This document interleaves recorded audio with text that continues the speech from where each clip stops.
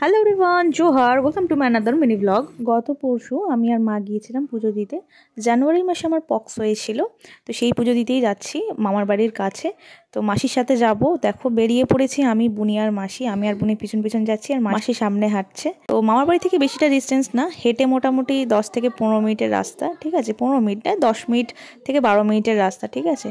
তো এত গরম ছিল, এত রোদ ছিল সেদিন, কি বলবো। আর মাথা ঘষেছিলাম, চুলটা তো বাঁধতেও পারছিলাম না, চুলটা ছেড়েই গিয়েছিলাম। পৌঁছে গেছি ঠাকুর স্থানে। তোমরা দেখো জায়গাটা ভীষণ সুন্দর, আর এই জায়গায় এসে কিন্তু একদমই গরম লাগছিল না, ভীষণই আরাম লাগছিল। কারণ কি, গাছের ছাওয়া ছিল অনেক, চারিদিকে গাছ ছিল। মাসি গেছে যেখানে যিনি পুজো করেন তাকে ডাকতে, বাড়ির কাছেই ছিল। তো এটা অনেক দিন থেকে চেনা জানা আর কি, আমার দাদু দিদারা মামার বাড়ির আর কি, তারা চেনা জানা অনেক মানে আর কি আছে। আর সেই আমল থেকে মানে পুজো দিয়ে আসা হয়, গ্রাম পুজো সেইখানেই যাই, শেতলা মায়ের পুজো আর কি। আমার মারা যিনি পুজো করেন তাকে বড় মা বলে ডাকেন। এখানে দেখো বুনি আমাকে ভিডিও তুলে দিচ্ছিল, এতটা গরম লাগছিল কি বলবো। থাকতে না পেরে আমি চুলটা বেঁধে নিয়েছিলাম। উনি এইসব দিক থেকে বেশ ভালো আছে। বুনি ভিডিও তোলা, ভিডিও শ্যুট করা, নিজে ভিডিও তুলতে পছন্দ করে, ফটো তুলতেও পছন্দ করে। তা লাস্টে কিছু ফটো দিয়ে দেবো আমাদের। কি এতটা পরিমাণে ঘামছিলাম ধারণার বাইরে। তারপরে গিয়ে বসলাম হচ্ছে ঠাকুরের যে চাতালটা আছে এখানটায় গিয়ে বসলাম। মানে সেদিন একটা অদ্ভুত গুমুট গরম ভাব ছিল, তো আমি মাসি বুনি বসে পড়েছি সেখানে গিয়ে। মানে যিনি পুজো করবেন আসছেন, পুজো হয়ে গেছে, মানে যেহেতু গরম সেজন্য সকাল সকাল পুজো সেরে নিয়েছিল। আর আমাদের আসতে লেট হয়ে গেছিলো, 12টার পর গেছিলাম, 12:30টার দিকে আমরা গিয়েছিলাম। যিনি পুজো করেন খাওয়া হয়ে গেছিলো, ভাত খাওয়া হয়ে গেছিলো বলে আবার স্নান করে তারপর আবার আসছিল, সেজন্য একটু লেট হচ্ছিল। আমরা বসেছিলাম ততক্ষণ।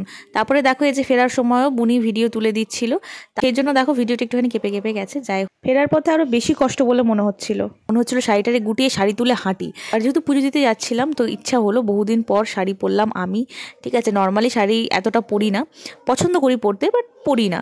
ইচ্ছে হলো আর কি বহুদিন পর, ঠিক আছে না চলো শাড়ি পরি, সেজন্য পরা। এখানে বুনিকে দেখো কী সব বলছিল, আর আমিও অনেক কী সব বলে যাচ্ছিলাম, কি জানি ভাট বকে যাচ্ছিলাম। যত দিন যাচ্ছে আমার বুনি তত কিউট আর গোলুগুলু হয়ে যাচ্ছে। দেখো তোমরা যখন ছোটবেলায় দেখেছিলে আমার একটা ভিডিওতে, যে ভিডিওটা অনেক বেশি ভাইরাল হয়ে গেছিল, সেই সময় কত ছোট ছিল আমার বুনি, এখন অনেক বড় হয়ে গেছে। তো আর কিউটও হয়ে গেছে, চুলগুলো দেখো পুরো ম্যাগি হয়ে গেছে। বুনি ভিডিও করতে অনেকই পছন্দ করে, অনেক পছন্দ করে, আর ভিডিও তুলতেও অনেক ভীষণ ইন্টারেস্ট ওর থাকে। আর ফটো তোলার ক্ষেত্রেও ঠিক আছে, অলওয়েজ রেডি থাকে।